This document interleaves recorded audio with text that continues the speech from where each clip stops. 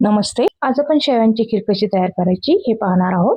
त्यासाठी लागणारं साहित्य: शेवया, काजू बदामचे तुकडे, साखर, विलायची पूड आणि 1 चमचा साजूक तूप घेतलेलं आहे मी. आता बाजूला आपण 1 लिटर दूध तापत ठेवलेलं आहे. त्याच्यामध्ये अर्धा पाऊल जी साखर घेतली होती ती आपण विरघळून घेणार आहे. आता आपल्याला दुधामध्ये आपण साखर घातलेली आहे, ती विरघळून घ्यायची. आपल्याला थोडं हलवायचं असं पळीने. दुसऱ्या बाजूला मी कढई तापत ठेवली, त्याच्यामध्ये मोठा 1 चमचा साजूक तूप घेतलेले आहे, ते पूर्ण विरघळू द्यायचे आपल्याला. त्याच्यामध्ये बदाम आणि काजू याची जी काप केली होती ते आपल्याला थोडेसे फ्राय करून घ्यायचे.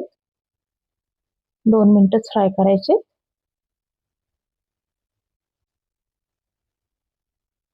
गॅस हा सिम ठेवलेला आहे, मोठा ठेवायचा नाही आपल्याला. बघा आता आपले झाले फ्राय. त्याच्यामध्ये अर्धा पाऊलची शेवया घेतल्यात, त्या पण त्या काजू बदामच्या कापमध्ये आपल्याला फ्राय करायचे. शेवया ह्या भाजलेल्या आहेत, त्याच्यामुळं भाजकी शेवया आपण घेतलेली, त्याच्यामुळं अगदी 2च मिनिटं परतायची आपल्याला. त्याच्यामध्ये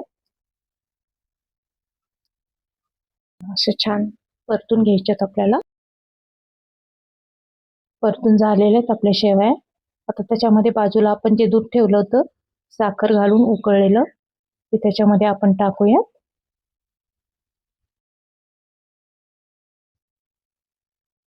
संपूर्ण मिश्रण बघा किती छान दिसतं.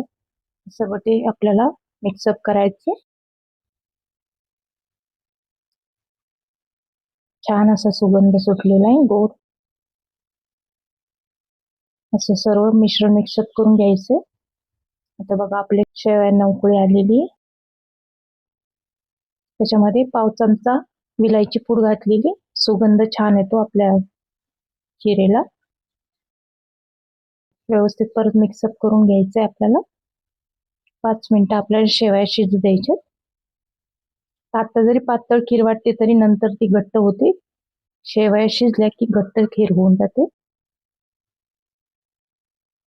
हा व्हिडिओ आवडला असल्यास लाईक करा, शेअर करा, सबस्क्राईब करा आणि अशा प्रकारे तुम्ही खीर करून पहा, खूप सुंदर लागते चवीने. तर आपली खीर तयार आहे. थँक्यू.